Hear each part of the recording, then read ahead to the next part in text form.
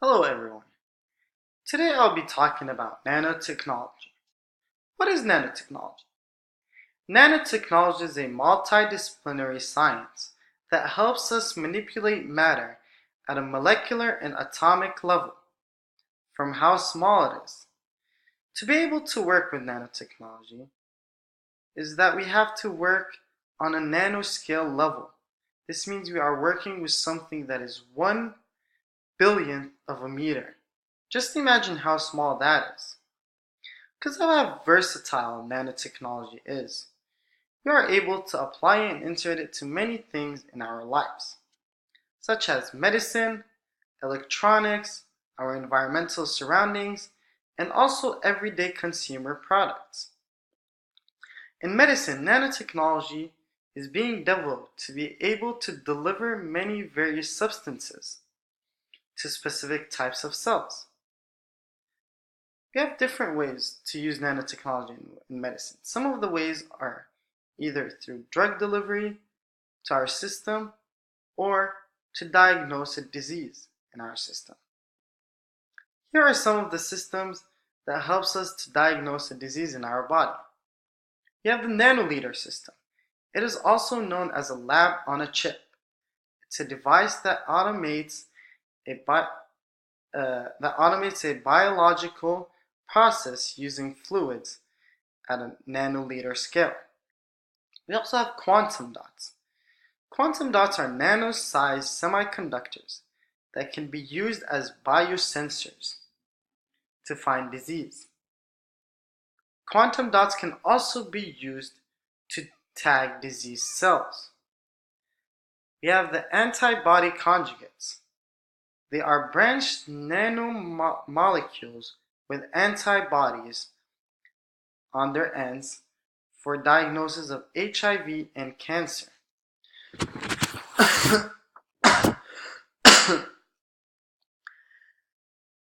Now for drug delivery, to the uses of nanotechnology for drug delivery.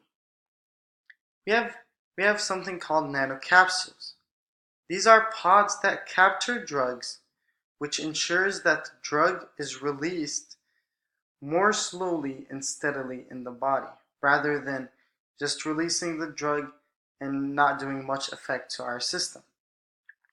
We have liposomes. Liposomes are artificial vessels that are made up of a lipid bilayer so they can fuse and penetrate membranes easily. They have been used to treat diseases such as cancer, fungal infections, hepatitis A, and influenza. We have dendrimers. They are tree-shaped synthetic nanomolecules that carry drugs in the tips of their branches, which makes it faster for drug delivery to a specific type of cell. We have the attapulgite clays. They are nanometer-sized pores that are ideal for filtering out harmful bacteria from water in our system. Nanotechnology can also provide alternatives to injectable vaccines, which makes it easier for us to take vaccines. Now, also nanotechnology is used in electronics. The way nanotechnology is used in electronics is used to help reduce the weight and power consumption of electronic devices. It is also used to reduce the size of the transistor for your phones, which will help in improving the screens and also increasing the memory of your mobile phone. Researchers at Stanford University have demonstrated a method to make functioning integrated circuits using carbon nanotubes. In order to make them, they had to remove metallic nanotubes and put instead of carbon nanotubes, leaving them with only semiconducting nanotubes. As well, they also made an algorithm to deal with the misaligned nanotubes. The demonstration circuit they made in the university lab contains 178 functioning transistors This shows you how nanotechnology can be used for circuits and being able to fit so many transistors in one circuit. Another use for nanotechnology is in our environment.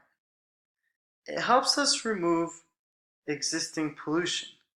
It also helps us to reduce new pollution and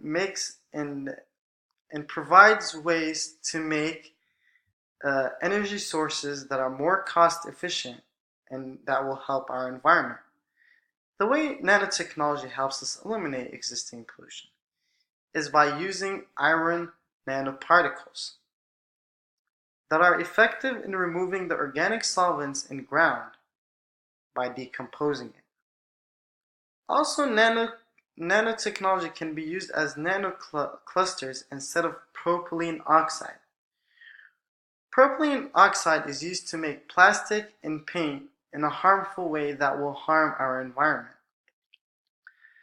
Nanotechnology has also found its way in our everyday products, like skincare products, hair growth products, and also lithium-ion batteries. Antaria is a sunscreen that is made with zinc oxide nanoparticles that block ultraviolet rays in a way that it's better than the regular sunscreen that we use, and it's harmless to your skin. There's also another skincare that's called Lifeline, which also uses nanoparticles. However, for all these uses of nanotechnology, it also has some disadvantages. It can cause a crash in the market because it will lower the value of oil, diamond, and fossil fuels, since there will be different energy sources. And the way that it will lower the value of diamonds is because nanotechnology can be used to make mass products of diamonds in a faster and simpler way.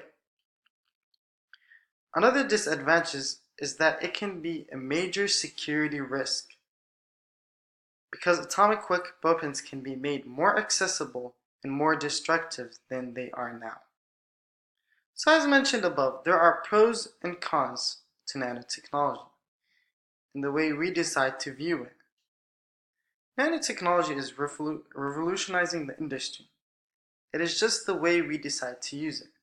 Thank you so much.